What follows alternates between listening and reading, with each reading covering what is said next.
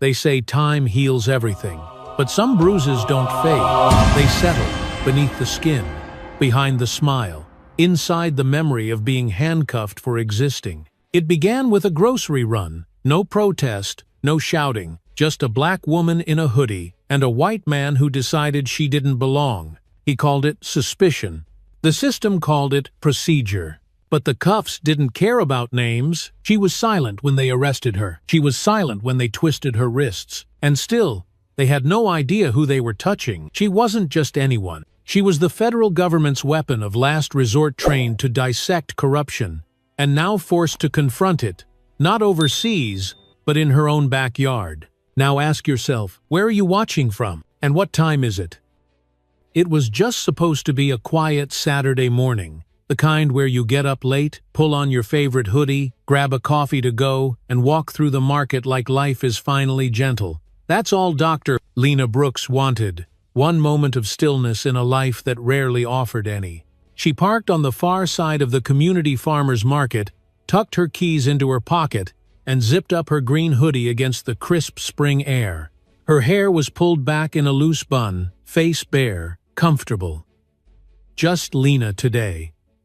Not Dr. Brooks, not chief of pediatric surgery, not the only black woman in the hospital boardroom. Just Lena. She strolled past crates of fresh strawberries, kids laughing near the honey stand, a guitarist strumming under a blue canopy. The smell of cut basil, smoked brisket, and bread dough filled the morning. It was peace, or so it seemed, until it wasn't. A.D.R.E. Day. He saw her first. Craig Minton, private security for the market, late 50s, stiff walk, thick mustache like it hadn't changed since the 80s. He didn't know her name. He didn't care. All he saw was a black woman in a mostly white space, wearing a hoodie and standing too close to a purse that wasn't hers. She'd only stopped near the table for 5 seconds to answer a message from her husband. She smiled at the text, tucked her phone away, and moved on. But the seed was already planted. Craig followed her 3 steps behind. No words, no warning. Just a presence, just suspicion. Lena felt it before she turned. She always did. A weight that didn't belong to her, but one she'd carried her whole life. She moved past a stand selling baked goods. A woman's voice pierced the market. "My wallet! Where's my wallet?" The commotion was sudden. The woman, white, wealthy, anxious, spun in a circle, pointing fingers, and Craig didn't hesitate. He stepped forward, put his hand on his radio, and spoke the words that would set it all off. Possible theft in progress. Suspect is black female, green hoodie, early 40s, heading west through produce. Lena didn't hear it. But 2 officers did. They were already at the market. Local beat cops Officer Travis Bell and Officer Kyle Dorsey. Bell was the kind of man who wore his badge like a weapon. Muscular, buzz-cut, lips curled into a permanent sneer. Dorsey, his younger partner, was quieter, tense, hesitant, a shadow always 1 step behind. They moved fast, through the crowd, across the pavement. People stepped aside. Phones came out, the world tilted, and Lena, who had just lifted a bunch of carrots, was surrounded. "Ma'am, hands where I can see them!" Bell's voice was sharp, accusatory. Lena froze. "What's going on?" she asked, calm, but already knowing. Her heart tightened. "We received a report of theft," Bell snapped. "Don't move." Lena slowly placed the carrots back. "There's been a mistake." Bell didn't care. "Turn around." "Wait, please, I'm a doctor. I work at Mercy Children's. I'm just—" "I said turn around." People stared. Some gasped. Others just watched. No one stepped forward. Dorsey circled behind her. Bell grabbed her wrists, twisted them behind her back, and clamped the cuffs on tight.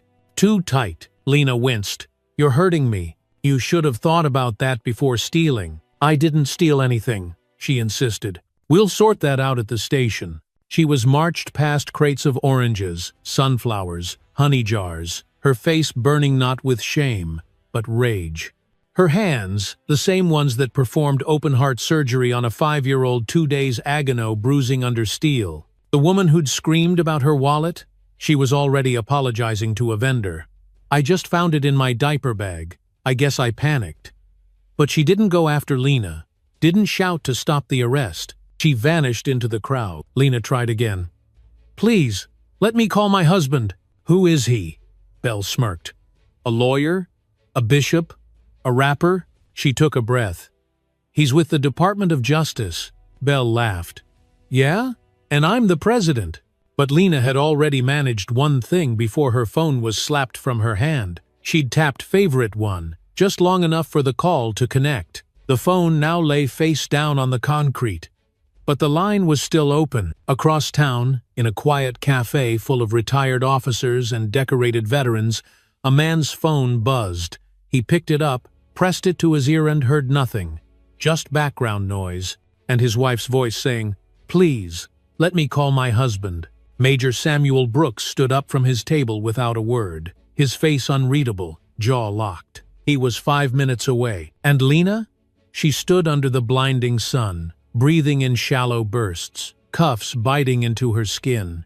Her dignity crushed in front of curious strangers who picked tomatoes as if nothing was happening. That morning, she just wanted to buy carrots. Now, she was a headline in the making. The cuffs bit into Lena's wrists with mechanical finality. She didn't cry out, not because it didn't hurt, but because she refused to give them the satisfaction. She'd spent her life building armor for moments like this, armor made of degrees, of surgical skill, of composure. But none of it mattered here, not to men like Officer Travis Bell. Bell shoved her forward with a heavy palm between her shoulders. The motion was firm, just shy of brutal. Lena staggered slightly but caught her footing, walking ahead of him, straight through the heart of the Saturday market. Around them, everything kept moving. A couple sampled fresh cheese. Children tugged at their parents' sleeves near the balloon stand. An elderly man inspected tomatoes as if nothing was wrong. The silence around her wasn't quiet, it was complicit. Lena tried to lock eyes with someone, but each gaze she found quickly turned away. One woman, maybe in her 50s, wearing a straw hat and holding a bag of lavender, looked stricken. Their eyes met for a second too long. Then the woman turned and walked away. The cost of speaking up was too high. And the cost of silence, Lena thought, was always paid by someone like her. Officer Kyle Dorsey trailed behind. He was younger, less certain. His hand hovered near his weapon, but his eyes were everywhere except on hers. He looked like a man caught in a script he didn't write, mouthing lines he didn't quite believe. When they reached the curb, Belle barked, "Sit." He gestured to a low concrete ledge near the parking lot. Lena sat carefully, the metal of the cuffs digging into her bones. "My ID is in my purse," she said, calmly, clearly. "It proves what I told you. I live 10 minutes from here. I'm a pediatric surgeon," Belle snorted. "And I'm the President of the United States." He smirked. "You got anything else, Doctor?" Dorsey shifted. "Maybe we should check store cameras before we—" Belle cut him off. "Procedure first. She fits the description. That's enough." Description. Lena almost laughed. She knew what that meant. The description was black. She looked down at a crack in the pavement and tried to steady her breath. Her phone somewhere near the vegetable stand was probably still on the ground. But she'd tapped it, she was sure. She had to believe the call went through, that Samuel had heard. Belle turned to Dorsey. "Go talk to Minton. Get the victim to sign something. We'll process her downtown." Dorsey hesitated. "Sir, I think the woman said she found her wallet. She was telling the vendor." Belle's jaw tightened.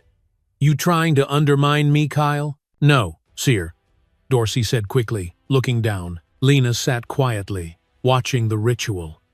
One man playing power, the other playing along. Her, caught between them, bruised and bound. Then it came the shift. A low, deep rumble. Not quite tires, not quite thunder. Heads turned as a sleek black SUV glided into the parking lot. It stopped with purpose, not flash. Government plates, tinted windows. Someone important. Lena didn't need to guess. She sat taller, her spine straightened as instinct, not hope, told her. Samuel was here. Officer Bell didn't notice. Not yet. He was still writing in his notepad, lips curled, proud of himself. The SUV door opened. Samuel Brooks stepped out. No uniform, no medals, just steel gray slacks, a dark blazer, and a presence you couldn't teach. The kind of presence that made noise go quiet. He walked with calm steps. No shouting, no rush. The kind of walk that tells the world, "I know exactly who I am." Belle finally looked up. "Sir, I need you to back up. This is an active situation." Samuel didn't flinch. "She's my wife." Time stopped. A murmur ran through the crowd. Cameras went up again. Belle blinked. "I don't care if she's your cousin. You need to step back." Samuel held his ground. "My name is Major Samuel Brooks, Department of Justice, Civil Rights Division. That's Dr. Lena Brooks, my wife. You're detaining her on what grounds?" Belle's bravado wavered. "Suspicion of theft." "A witness report. Has the witness filed a statement?" "No answer." "Do you have video evidence?" "Nothing." "Probable cause?" "Silence." Samuel took a slow step forward. "You've publicly restrained a federal officer's spouse without evidence after the alleged victim recanted. You're skating close to unlawful detainment and civil rights violations. I strongly recommend you remove those cuffs." Dorsey's voice cracked. "Sir, maybe we should." "Shut up, Kyle," Belle barked. But it was too late. His grip on the situation was unraveling. Market-goers were openly watching. The manager stood frozen near the cut flower stand. A child asked their mother, "Why is that lady arrested?"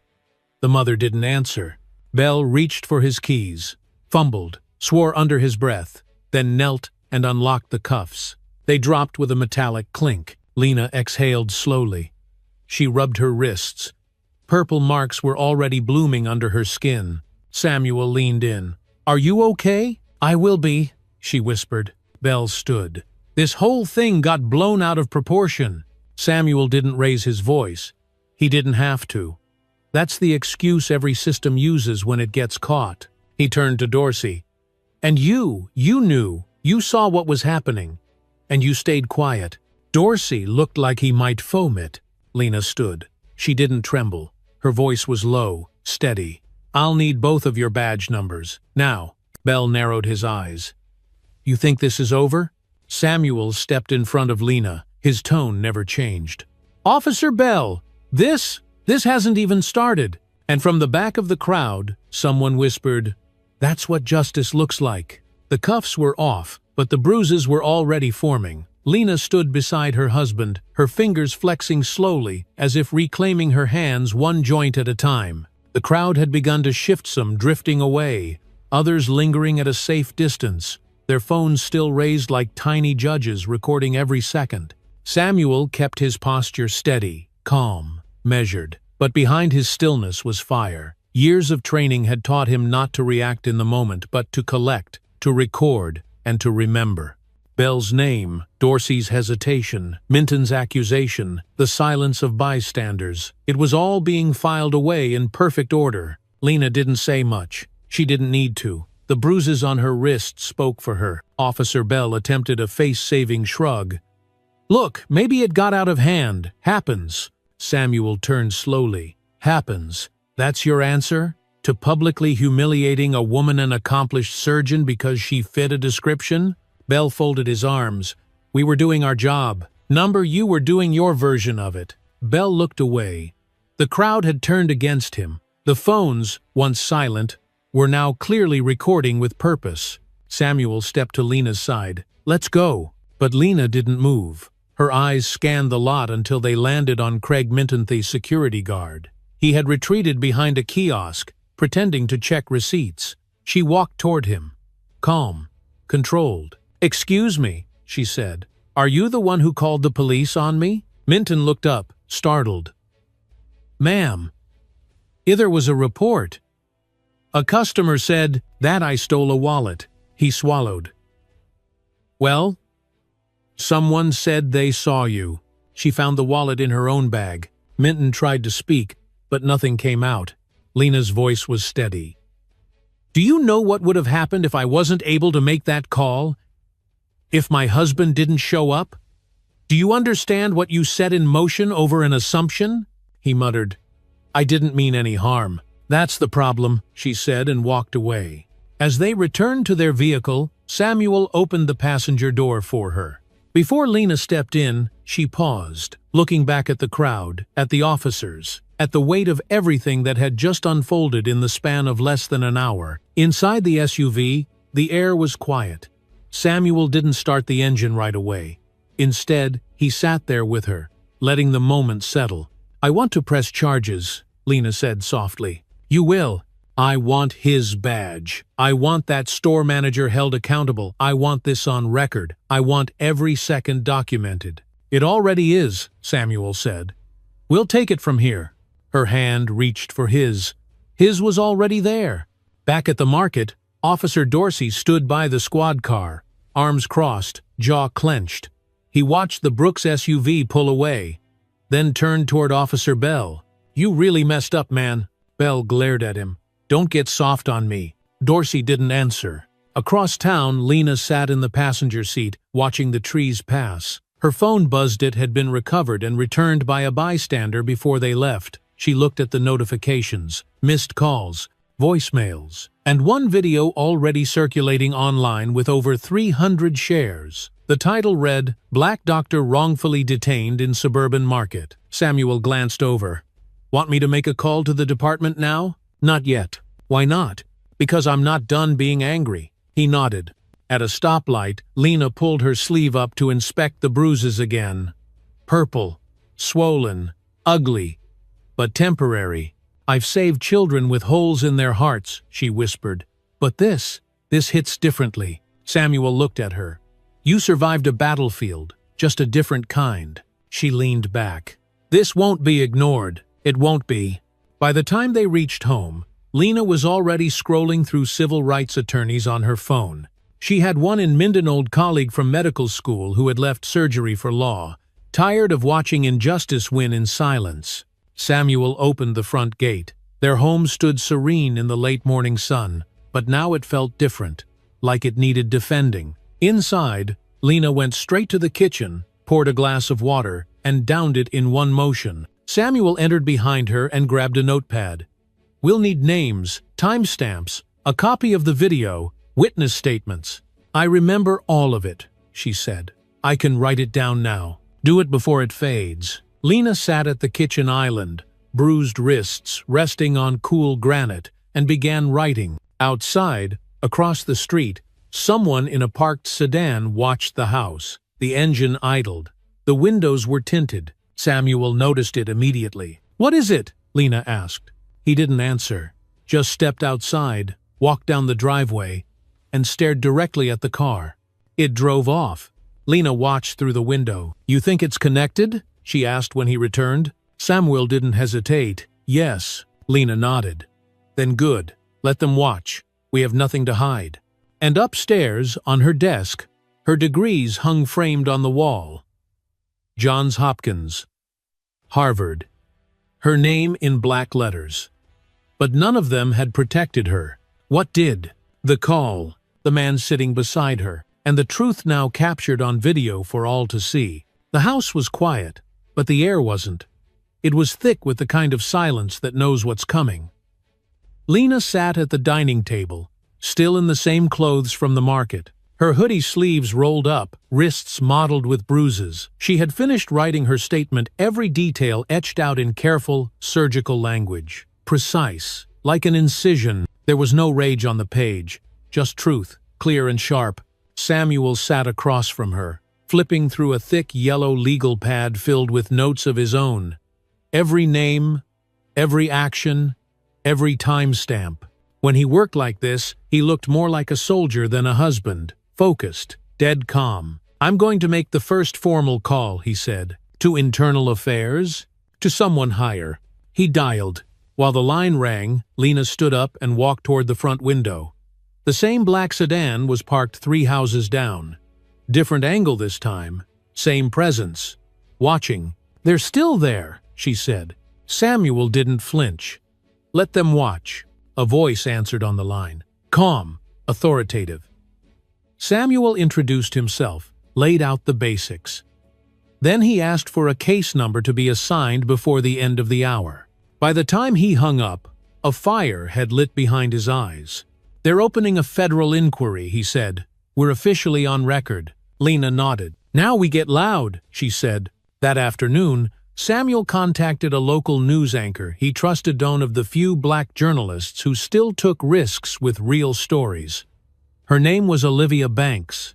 By 6 p.m., a camera crew was in their living room. Lena didn't wear makeup, didn't dress up. She wore the same hoodie, same jeans, her hair pulled back, her bruises visible. She looked directly into the camera and said, "I am Dr. Lena Brooks. I'm Chief of Pediatric Surgery at Mercy Children's Hospital. Yesterday, I was handcuffed and detained without cause at a neighborhood market.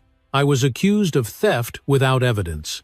I was not allowed to identify myself, nor to contact legal counsel, nor even to speak.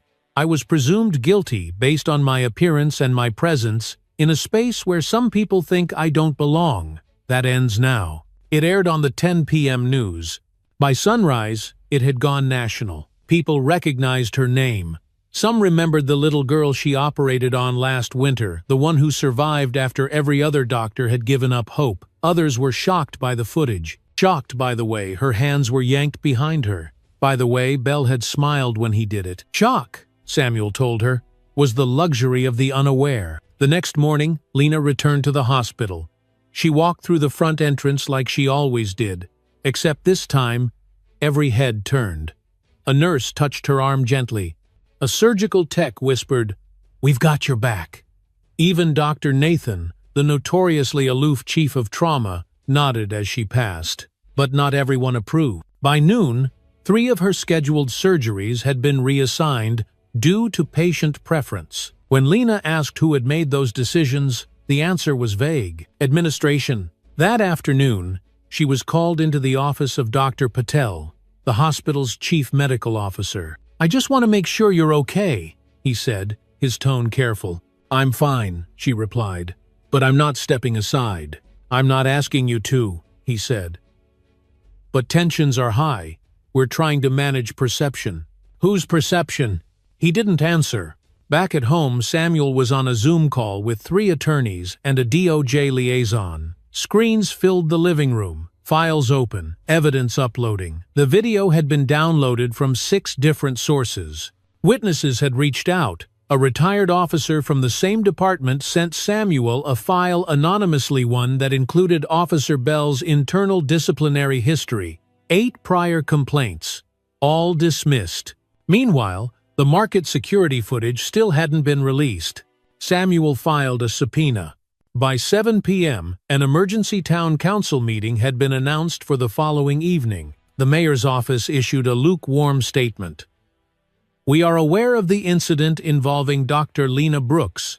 An internal review is underway." Lena read it twice. "Internal review is code for, 'Hope this dies quietly,'" she muttered. "It won't," Samuel said. At exactly 9:43 p.m., Lena's phone buzzed, an unknown number. She answered anyway. "Dr. Brooks," the voice said. "Male, cold, controlled. I represent the police union. We understand there's been a misunderstanding. But we'd like to encourage you to avoid making this more public than it already is." Lena didn't reply. The voice continued, "Filing charges can create unnecessary tension in the community. We all want what's best for the city." Samuel took the phone from her hand. "Put it on speaker." "This is Major Brooks," he said. Silence. Then, "Major, I wasn't aware you were." "I'm listening," Samuel said. "I simply mean, these things escalate quickly. No one wants that." "You just threatened a federal witness," Samuel said. "This call is being recorded, and I suggest you retain counsel." Click. The line went dead. Samuel turned to Lena. "They're nervous." "They should be." That night, Lena couldn't sleep. She sat in her home office, looking at the framed photos of her with young patients. Lives she'd helped save. Notes from grateful parents. Newspaper clippings of awards she'd never bragged about. None of it had mattered yesterday, but it mattered now. She began typing. Not a statement, not a legal brief, but a letter. To the medical board. To hospital leadership. To every family that had ever trusted her. She called it what it feels like to be presumed a threat. And she ended it with one sentence: "I am not an exception. I am the rule that keeps getting rewritten." The next morning didn't begin with coffee. It began with noise, a knock at the door, then another, then the unmistakable hum of news vans outside their home. Samuel parted the curtain and sighed. They found us. Lena didn't move from the table. She was still in her robe, her hands wrapped around a mug she hadn't sipped from. The bruises on her wrists were more purple today, more defined. She didn't look at them. She didn't need to. They were part of her now, like old scars with fresh names. On the kitchen counter sat a folded copy of the local paper. Not a national headline, not yet, but bold enough. Pediatric surgeon wrongfully detained. Doe J. opens civil rights inquiry. Her name printed in ink, her photo clipped from footage someone had captured at the market. Lena Brooks, hands behind her back, eyes calm, like a woman already preparing for battle. Samuel turned from the window. "We can ask them to leave." Lena shook her head. "Let them stay. Let them see." By 9 a.m., the footage from the market's security cameras had leaked. Not from the store, but from someone anonymous, someone inside, who still had a conscience. The video was clear. Lena had never approached the purse, had never stood closer than 10 feet from the woman who made the accusation. Every frame was time-stamped. Every frame was damning.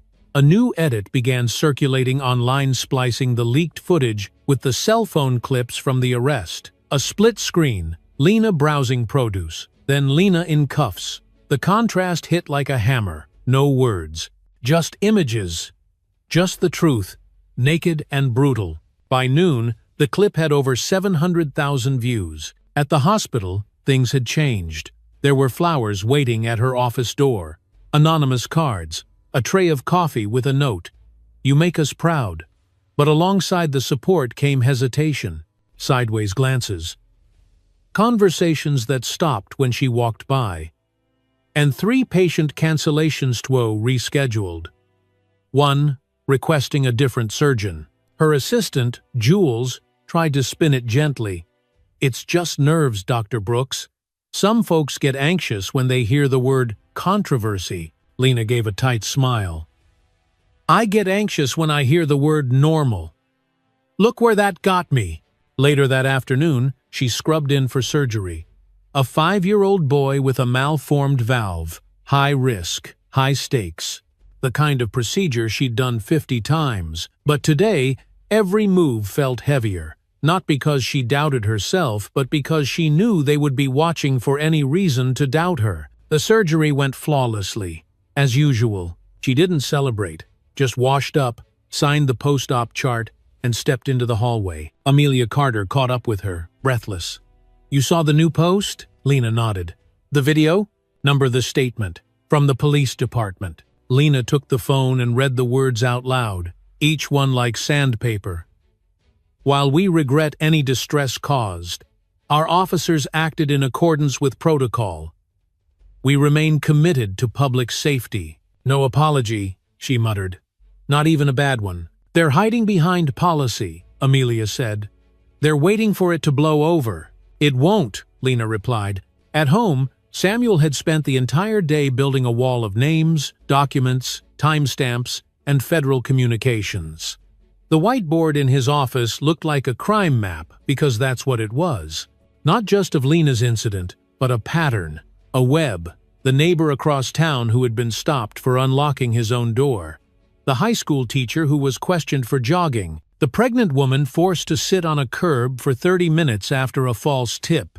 All black. All within the same 5-mile radius. All brushed aside until now.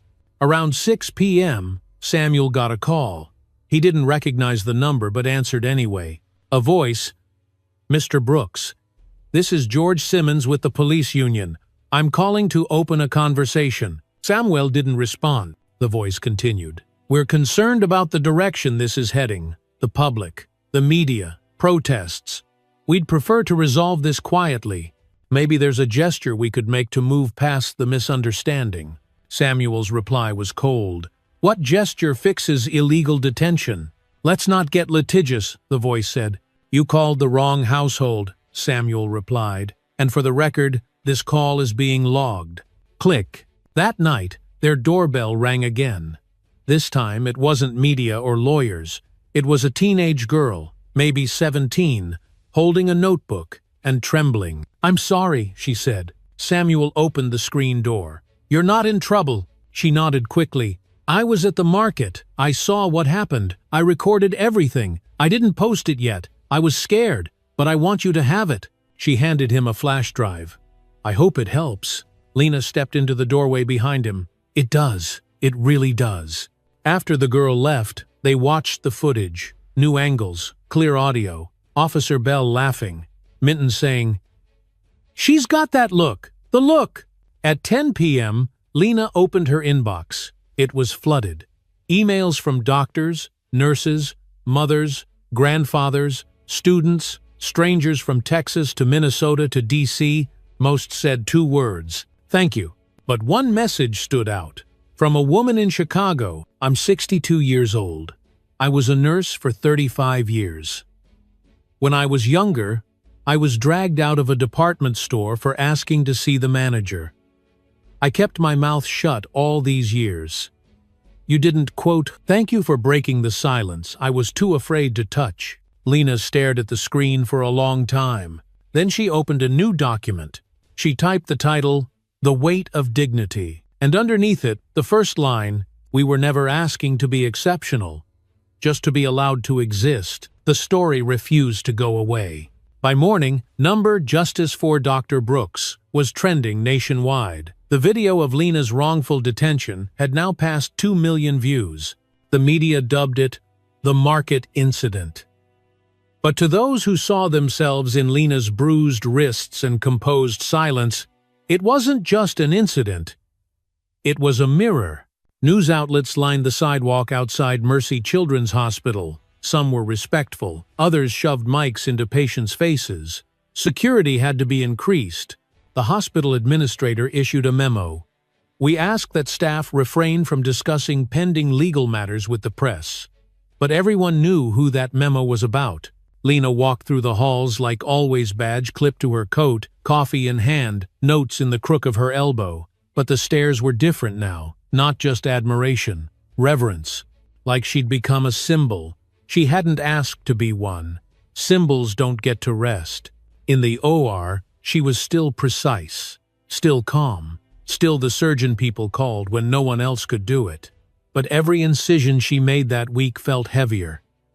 Not on the child under the lights, but on her. The weight of being expected to rise above, always above. That evening, Samuel returned from a strategy meeting with civil rights lawyers. He looked exhausted. "They're preparing filings for both state and federal courts," he said. "Civil suit. Constitutional violations. Dodge is watching closely." Lena sat on the couch, staring at her laptop. "I got asked to give a talk." "Where?" "Howard University. Pre-med program. They want me to speak about resilience." Samuel raised an eyebrow.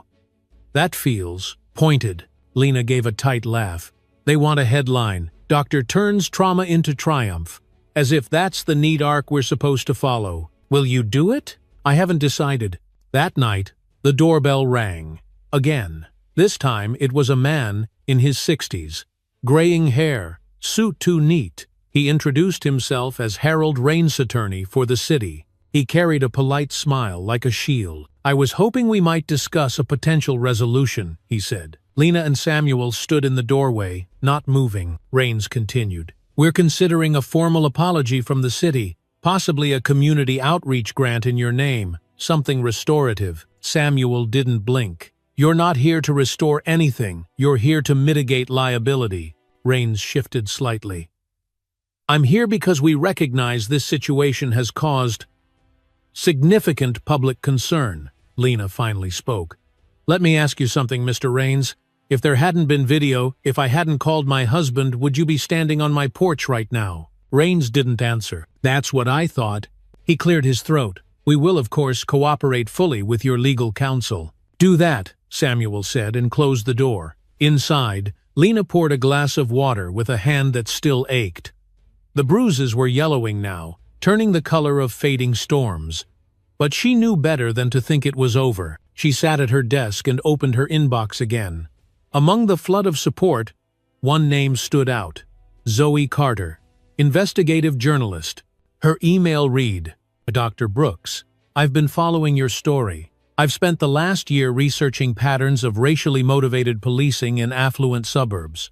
I believe your experience is not only part of that pattern, it may be the thread that unravels it. Would you consider meeting?" Lena read it twice, then forwarded it to Samuel. The next morning, they met Zoe at a local coffee shop. She was younger than they expected, sharp, calm, prepared. She opened a folder filled with names, timestamps, and maps. Heat maps showing stops, detainments, police calls, all disproportionately targeting black and brown residents in the wealthiest neighborhoods of the city. "This," she said, "is not coincidence. It's policy, unwritten but enforced." She showed them records. Officer Bell had been involved in 6 prior complaints, all dismissed. Officer Dorsey, 3. The Homeowners Association in Oak Ridge Hills had requested extra patrols, specifically from officers who understood the community's standards. Lena leaned back. "So we weren't profiled by chance. We were selected." Zoe nodded. "Your arrest wasn't an overreaction. It was part of a system built to discourage presence." Samuel closed the folder slowly. "Then let's expose it." That night, Lena couldn't sleep. She stood on the back porch, barefoot on cold stone, looking at the sky. She thought about her patients, about the girl who called her the heart fixer, about the boy who gave her a drawing with "thank you" spelled wrong, about the weight of excellence, the myth of safety. Inside, her phone buzzed.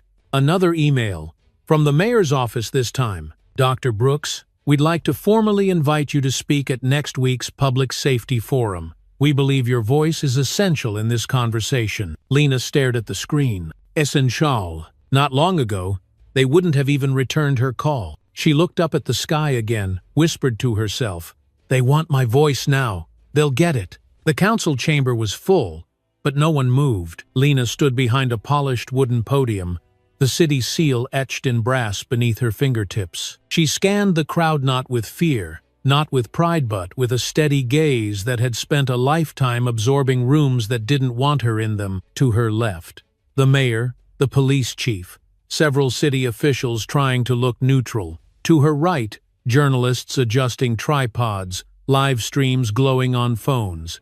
Behind them, citizens, some standing for her, some watching out of morbid curiosity, some folding their arms like this was just a scheduling inconvenience. The moderator introduced her. There was no applause. Lena didn't wait for it. She adjusted the mic, cleared her throat, and spoke. "I'm not here to make anyone comfortable." The statement landed like a slap. Silence followed, then stillness. Even the reporters paused their typing. "I'm here because I was cuffed, humiliated, and presumed guilty for shopping while black in a neighborhood I live in. And I wasn't surprised.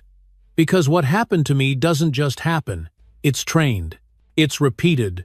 It's expected. And it's protected." She let that settle, then continued. "Here's what I want. I want a permanent civilian oversight board with subpoena power. I want officer body cams to be active at all times, or the footage is deemed tampered. I want the HOA contracts with law enforcement made public. And I want every citizen in this room to know this doesn't end with an apology." One man in the back clapped. Others joined, hesitant at first, then louder, then unified. Lena stepped back. She hadn't raised her voice. She didn't need to. Samuel sat in the front row, hands folded. He didn't smile, but his eyes never left her. The mayor thanked her formally, nervously, and promised a review of policy. But Lena could already feel it. The tide wasn't polite anymore. It was rising. After the meeting, Zoe Carter approached, her phone still recording. "They listened," she said. "No," Lena replied. "They heard. Listening comes next." The following morning, Zoe met Samuel at the Department of Justice field office. She handed over what she'd been holding back until now, a printed PDF. Dozens of pages. "Internal communications," she said, "leaked from someone inside the precinct. It's worse than we thought." The messages were clear. Officers sharing warnings about unfamiliar vehicles, celebrating each soft removal. A group chat called Zone Watch laid it out like a playbook: who to follow, which residents complained the most, and what language to use in reports to avoid sounding discriminatory. One message chilled Samuel. Letting the wrong people get comfortable ruins the property line. The timestamp was 2 days before Lena's arrest. He took a deep breath. This is no longer a story, it's a case. Back at home, Lena reviewed affidavits from other victims now stepping forward. A black real estate agent followed while showing a home. A biracial teenager detained walking to tutoring. An older veteran asked to prove he owned the car he'd driven for 15 years. All within the same part of town. All within months. The law firm handling Lena's civil suit began adding names to the class action. Her name was first. That weekend, the hospital board called an emergency meeting. Officially, it was about media attention. Unofficially, it was about pressure from donors, trustees, and reputation committees who didn't like controversy with lab coats. Lena wasn't required to attend, but she showed up, in scrubs. She walked into the boardroom and sat down without waiting to be acknowledged. One member finally addressed her. "Dr. Brooks, we're navigating a delicate moment. Some families have expressed concern about politicization." Lena's hands were folded. Her tone was flat. "You want me to be quiet, so you can stay neutral. No one's asking you to. I was arrested for nothing. That's not political. That's factual." The room went still. Then another board member, a younger woman Lena barely knew, spoke up. What happened to Dr. Brooks could have happened to any of us. The fact that she's still saving lives while being threatened in her own neighborhood isn't controversial. It's heroic. There was no vote. But there didn't need to be. Lena remained on staff. No restrictions. No conditions. That night, Zoe published her story. The Neighborhood Profile. How Policing Tactics Quietly Target Professionals of Color in America's Wealthiest Zip Codes. It featured Lena's full account, but also others. A pediatrician in Virginia, a federal judge's wife in Connecticut, a nurse in Arizona, all detained, all humiliated, none charged. The article closed with a line from Lena's city council speech. "Justice isn't kindness. It's course correction." The piece went viral overnight. Civil rights groups issued statements. National television anchors quoted Lena. The city announced a formal review of its policing contract with private HOAs. The officers involved were placed on administrative leave. The union called it a political stunt. No one cared. One morning, a letter arrived at Lena's house. Handwritten. No return address. Inside, a short message. "I'm the dispatcher who took the call that day. I hesitated. I regret that. I'm trying to be better. Thank you for not staying quiet." Lena read it 3 times. That evening, she received another invitation, this one from a national organization, offering to honor her with their annual Justice in Action Award. She didn't answer right away. Instead, she went to the kitchen, opened the fridge, and pulled out the same bag of carrots she never got to buy fresh that day. She rinsed them, peeled them, chopped them slowly. Samuel watched from the dining table. "You okay?" Lena nodded. "I just remembered," she said. "I wasn't planning on going to the market that day. I almost skipped it." Samuel raised an eyebrow. "You think fate wanted to make a point?" "No," Lena said softly. "I think life was tired of waiting for us to speak." And in that quiet, as the pot simmered and the last light faded from the windows, justice no longer felt like a theory. It felt like a beginning. It started with a boy, 9 years old. Asthma attack. His mother called 911 from the playground when his lips turned blue. The dispatcher routed it like usual, except the first responder wasn't a paramedic. It was Officer Kyle Dorsey. He arrived before the ambulance. He didn't know what to do. He radioed in, asked for an ETA, and stood helplessly next to a child gasping for air. The boy survived, barely. But his mother never forgot, and neither did Dorsey. The body cam footage from that call resurfaced after the article dropped. It showed a young officer with panic in his eyes, realizing he'd been sent without proper training for a medical emergency. The public saw him for the first time in Oat as a shadow of Officer Bell. But as a scared kid in uniform, caught in a system that never cared whether he was ready. Lena watched the footage on her phone, late at night, lying on her side while Samuel slept beside her. She didn't feel pity, but she felt something close to clarity. The next morning, she received a call from Dorsey himself. "Dr. Brooks," he said quietly. "I know I don't have a right to ask, but I need to talk. Not to defend myself. Just to explain." Lena hesitated, then said, "Meet me at the church on 12th and Bay, noon." She chose the sanctuary because she wanted a place where the walls had heard confessions before. Dorsey arrived early. He wasn't in uniform. He sat in the last pew, hands clasped like he wasn't sure what to do with them. When Lena walked in, he stood.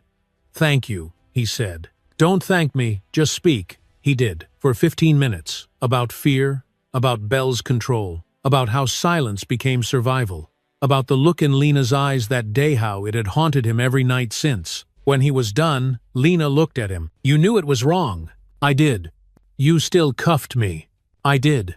She nodded slowly. "And now you want to feel better." "No," he said. "I want to do better." Lena didn't forgive him. Not yet, maybe not ever. But she gave him something harder. A task. Write your statement. Everything. Every time it happened. Name names. If you're ready to stop being complicit, start by telling the truth. He nodded. "You'll get it tonight." That evening, Samuel received an encrypted file. It contained dates, messages, screenshots, directives all from inside the department. Some were damning, others were devastating. The file revealed Bell had coordinated dozens of targeted patrols requested by HOA members. The phrase "unfamiliar presence" appeared in nearly every report. One email from the HOA president even read, "Let's avoid a situation like the Brooks thing happening again. They bring too much attention." That sentence cracked something wide open, because now it wasn't just policing. It was organized exclusion. Samuel forwarded everything to the DOJ, the attorneys, and Zoe Carter. Zoe's next story was sharper, more aggressive. Headline: Containment by Code. How HOAs and local law enforcement engineer modern segregation. It detailed how suburban homeowners associations used complaint patterns to justify police overreach, how they formed back-channel relationships with departments, and how Black Homeowner 7 professionals were consistently labeled as threats when they didn't fit the profile. Lena sat at the kitchen table as the story went live. She was holding her phone, but not reading. Her eyes were fixed on a photo beside the fridgeon of her in med school, wearing a white coat that was too big, standing next to her father. He'd once told her, "You'll need to be perfect so they can't touch you." She was perfect, and they still had. The fallout was swift. By the end of the week, Officer Bell was suspended pending formal misconduct hearings. Officer Dorsey, under legal counsel, testified voluntarily to the DOJ. The HOA president resigned, and Lena received a letter from the Office of the Attorney General requesting her participation in a federal working group on race, housing,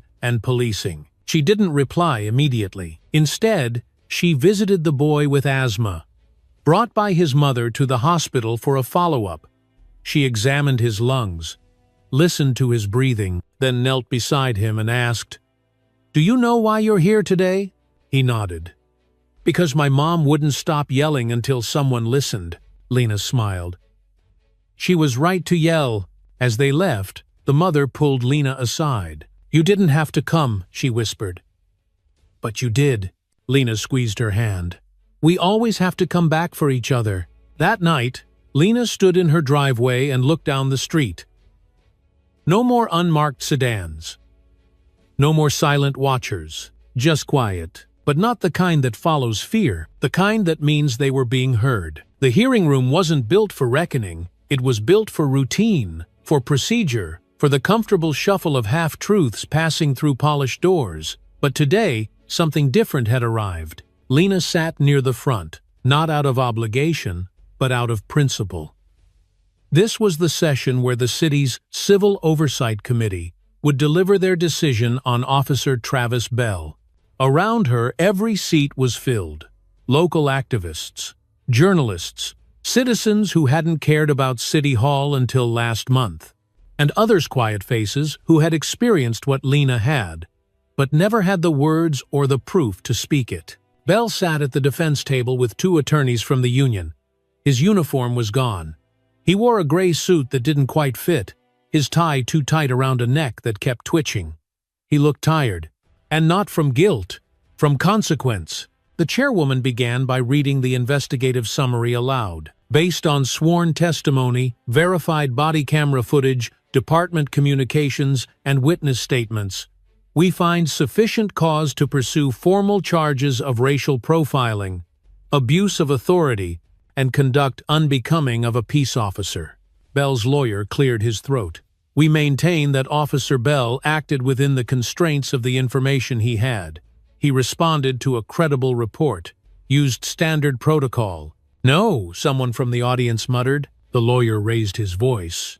We ask the committee to view the totality of circumstances. But the committee had seen the totality. They'd read Officer Dorsey's full statement. Thou Bell had been orchestrating neighborhood sweeps in coordination with HOA leads. They'd seen the chat logs, where Bell wrote, "We need to send a message before they get too comfortable." They'd read the HOA president's note after Lena's arrest.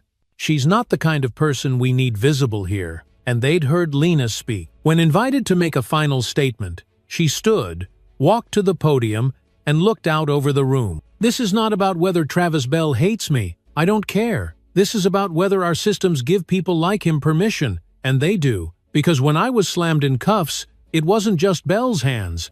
It was years of policies, emails, glances, and silences wrapping around my wrists. You want to fix this? Fire him, then fix what trained him. She sat down. The room didn't applaud. But something moved. The committee called the vote. 7 members, one by one. All in favor. Unanimous. Effective immediately, Officer Travis Bell was dismissed from the force with cause. He would not be eligible for reinstatement. Lena didn't smile. She didn't cry. She just breathed in, deeply, for the first time in weeks. Outside, cameras and reporters swarmed. But Lena said nothing. She walked right past them. The statement had already been made. That evening, the mayor held a press conference. This time, the tone was different. No more platitudes. No more vague commitments. For too long, he said, we outsourced public safety to quiet contracts and private deals. We permitted fear to shape policy and silence to shape oversight. That ends now. The city would formally cancel all HO policing agreements pending full audit. A new independent review board would be created with subpoena power and rotating community seats. And Lena Brooks would serve as the board's inaugural advisor on civil rights compliance. She didn't ask for it. She hadn't even accepted yet. But in that moment, people didn't want her permission. They needed her presence. Samuel read her the press release over dinner. They're calling you an uncompromising voice in a compromised system. Lena looked up from her plate. They think that's a compliment? It's better than what they used to call us.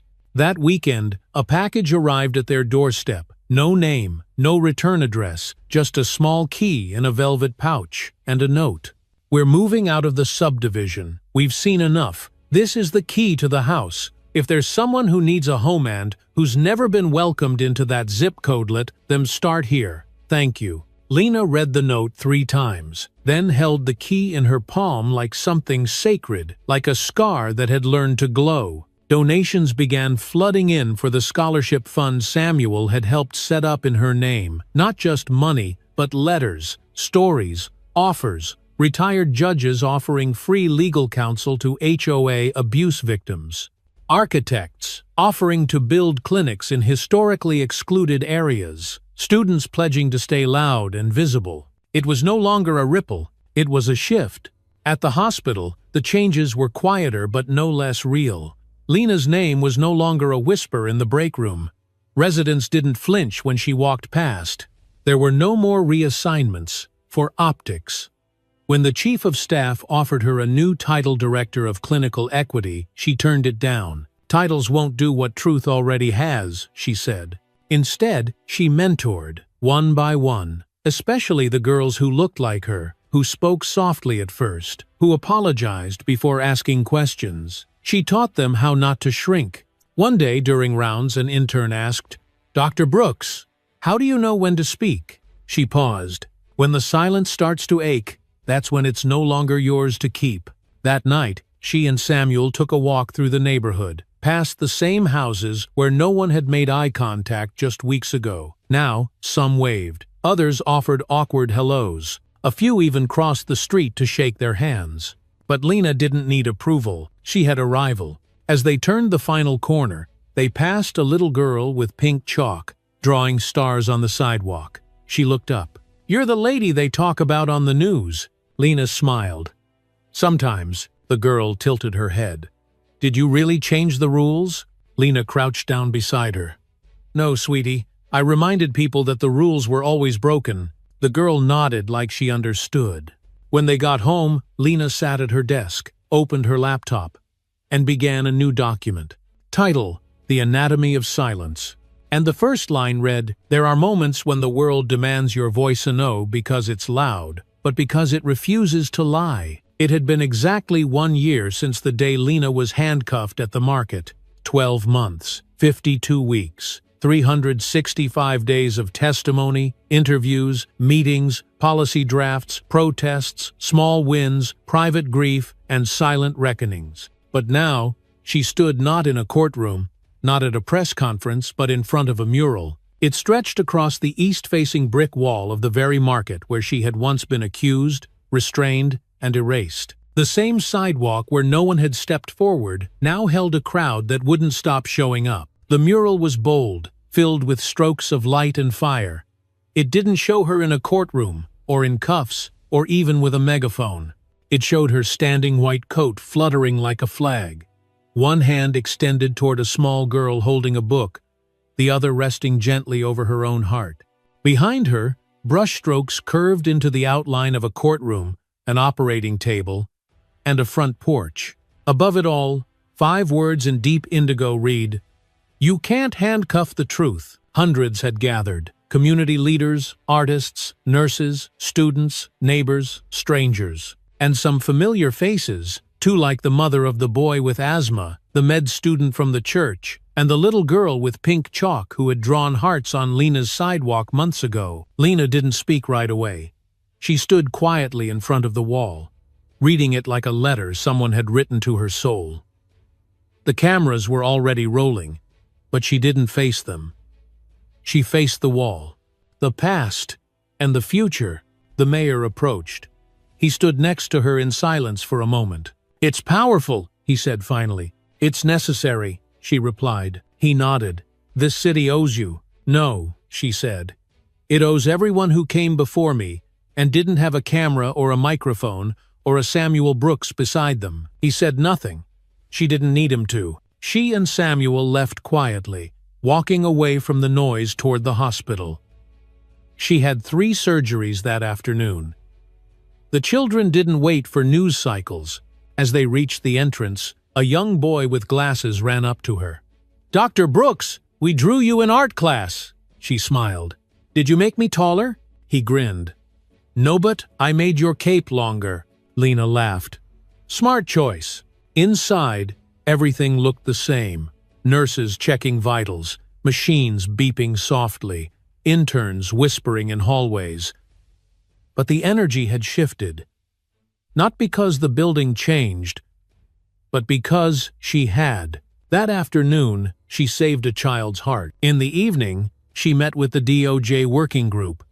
It was no longer about a case. It was about creating systems that protected, not punished, presence. Lena sat beside community organizers, federal attorneys, mothers, and educators. They weren't debating if change was possible. They were drafting how. One official asked her, "Where do we begin?" Lena replied, "By understanding that reform is not an event, it's a habit." They listened. Later that week, she returned to the same sanctuary where Dorsey had asked for a chance to make things right. This time, She wasn't meeting someone. She was speaking to a group of high school students from across the district. She told them what no one had told her at their age. That voice in your chest, the one that feels like a fire, that's not anger. That's recognition. That's your spirit saying, "This doesn't fit me. Don't ignore it. Don't outgrow it. Let it grow with you." A young girl raised her hand. "Were you ever scared?" Lena smiled softly. "Every day. But I did it scared anyway." After the session, she received a folded note from one of the students. It read, "I used to think justice was something I'd never see. You made it look like a place we could stand in." That night, she and Samuel returned home to find dozens of handwritten letters on their doorstep. Some from strangers, some from people in their own neighborhood, apologies, thanks, and stories. So many stories. They sat on the floor and read each one aloud. One said, "Because of you, I told my boss no for the first time." Another, "My daughter saw you on television and said, 'That's what strong looks like.'" And another, "I was one of the people who stood and watched and didn't say a word. I'm sorry. I'm trying to be braver now." The next morning, she received an invitation to speak at a national conference on public safety and equity. The opening keynote, a chance to set the tone for the year. She declined, not because she didn't believe in the message, but because that day, she had 6 children scheduled for surgery. Justice, to her, had never been about podiums. It was in the hands she held during recovery, in the way her staff looked her in the eye, now not with pity, but with pride, and in the mural that whispered 5 words every time she passed by, "You can't handcuff the truth." One night, after dinner, Lena sat at her desk and opened the draft she'd started long ago. The Anatomy of Silence. She added the final sentence, "It is not enough to survive a moment. We must write the memory so no one mistakes it for permission." And she pressed save. It's strange, the way memory lingers. Even after the headlines move on and the press conferences end, it stays. Not loud, not visible. Just there, quiet as breath, present as shadow. For Lena, it came back every time she crossed a street and noticed someone flinch. Every time a white coat made someone assume competence and then look twice, as if to verify it. Every time a siren passed and the muscles in her shoulders tensed without her permission. 1 year after her arrest, the world had changed, but not as much as people said. Justice, she'd learned, was not a door you walked through. It was a hallway you had to keep sweeping. That winter, she received an email from the Department of Justice. A new national program was being developed, Truth in Practice designed to bring doctors and officers into the same room, not to perform, but to reflect. They asked her to help lead it. At first, she considered turning it down. Not because she didn't believe in the work, but because she was tired. So tired. But Samuel said something that stopped her. They don't just need a teacher. They need someone who remembers what the cuffs felt like. She said yes. The room was neutral. Beige walls, government coffee, fluorescent lights that buzzed when the silence went on too long. There were 30 professionals, 15 from medicine, 15 from law enforcement. Some wore uniforms, some wore scrubs. A few wore guarded expressions like armor. Lena stood at the front with no slides, no statistics. She opened with one question. "What's the name of the last person you judged without speaking to?" The air went still. One ER nurse answered first. "A teenage boy. I assumed he was faking his symptoms. Turned out he had a spinal infection." Then a lieutenant.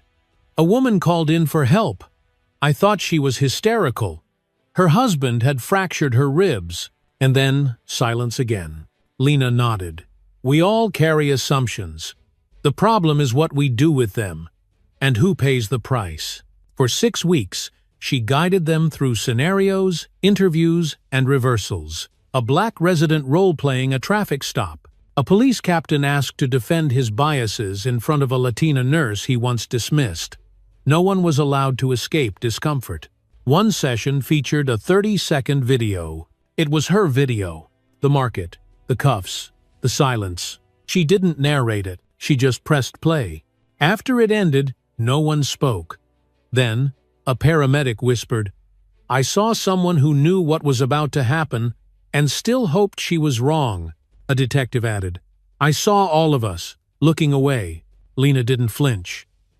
Now you understand the difference between being safe and being seen. By the final session, even the ones who arrived skeptical were different. Eyes met hers longer. Questions landed deeper. One officer asked, "What do you say to your own family after something like that?" Lena paused, then answered softly, "You tell them that silence has weight, and you won't carry it anymore." The program went public after that. Headlines came again, not about pain this time, but process, proof that minds could bend, that listening could be taught. Still, Lena didn't bask in the attention. She returned to her life, surgeries in the morning, policy meetings in the afternoon, and late at night, a laptop screen glowing as she finished the book she once promised herself she'd never write. She called it testimony, not a memoir, a record. It wasn't just her story, it was her father's, her mother's, her students', her patients', her community's. A chorus of lives that had once been turned into footnotes. One chapter was called, When They Look Through You. Another, When You Stay Anyway. That spring, the mural was updated again. Not by commission, but by community. A new phrase appeared under the image of Lena in her white coat. We don't leave when it gets quiet. One day, Lena stood in front of it with a group of school children sketching it for a class project. One boy asked, "Is it weird seeing your face on a wall?" Lena smiled. "Only when I forget who it's for." The teacher explained the assignment. Each student was to write a sentence about what the mural meant to them. When they finished, the teacher read them aloud. One girl's voice rang out. "It means the truth has hands, and sometimes they wear gloves." Lena closed her eyes for a second, held it. Later that week, she was invited to a roundtable discussion at the White House. She almost declined again. But then a message came through from a young officer who had been in the pilot class of the Truth in Practice program. It read, "I used to think I was trained to protect. I was trained to control. You helped me see the difference." She packed her bag. At the event, as leaders spoke about legislation and cultural reform, Lena didn't interrupt. She waited. And when the moderator finally turned to her and asked, "What's your advice to everyone here?" she said, "Don't try to fix what you're not willing to feel. Don't talk about trust if you're afraid to listen. And don't ask us to carry the burden alone just because we're good at it." There was silence, the good kind, the kind that listens. When she returned home, Samuel was waiting on the porch with 2 cups of coffee. He asked, "How was Washington?" Lena smiled, still learning how to listen. He handed her the mug. "So are we all." They sat, side by side, as the light shifted across the street. One neighbor passed with a wave. Another stopped to chat. There was no pageantry, just quiet recognition. And when the porch light came on, and the night arrived gently, Lena whispered something under her breath. Still here, still teaching, still standing, still becoming. In the end, the story was never just about Lena. It was about what comes after the apology, after the arrest, after the news cycle forgets, after the world has moved on but you haven't. That's where the real test begins. Not in the moment of being silenced, but in the decision to keep speaking long after the cameras stop rolling. It had been more than a year since Lena was handcuffed at the market. Now, she walked through the same neighborhood with a steadier rhythm. She knew every crack in the sidewalk, every shop window that once pretended not to see her. But the air felt different now, not because injustice had vanished, but because it couldn't hide anymore. The mural still stood bold and defiant in the side of the market wall, her image in that white coat reaching toward a child, and beneath it, 5 words that had taken on a life of their own. "You can't handcuff the truth." That morning, someone had placed a small bouquet of wildflowers at the base of the mural. No note, just color, just care. Lena touched the petals gently before continuing down the street. She had somewhere to be. At the elementary school 2 blocks away, a 5th grade class had written her letters. Their teacher invited Lena to visit, and she agreed not because she wanted recognition, but because she remembered what it felt like to be 9 years old and invisible. The children sat cross-legged on the carpet, eyes wide, hands raised before she even introduced herself. One girl asked, "Is it scary to make people listen?" Lena smiled. "It's scary to realize they weren't listening to begin with, but once you speak up, it gets easier to keep doing it." A boy in the back asked, "Did they say sorry?" "Some did," she replied. "Some didn't, but I didn't wait for an apology to move forward." They gave her a stack of letters before she left, drawings of her in her lab coat, pages that read things like, "Thank you for being brave," and "You make me want to try harder." She read everyone that night with a cup of tea in her lap and Samuel beside her. "You're building something," he said.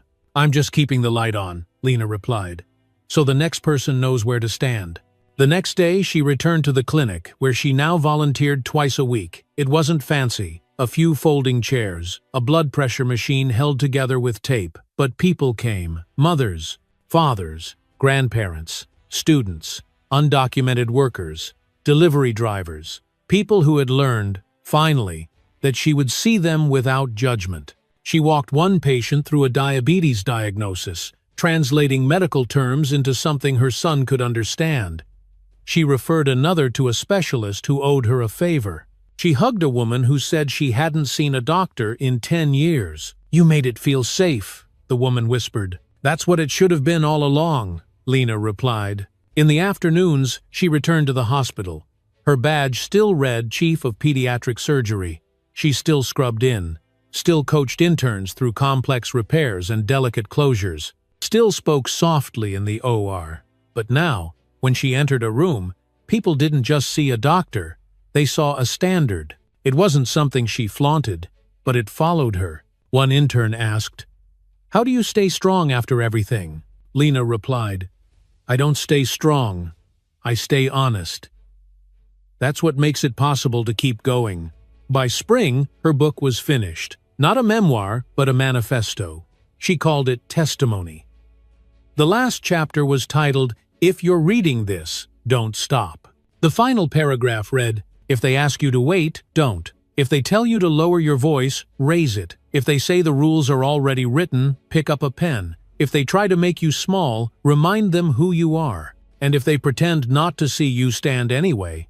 She mailed free copies to every public school library in the district. No press, no announcement, just pages waiting to be found. That summer, the City Council passed the first ordinance requiring independent racial equity audits for every HOA police contract.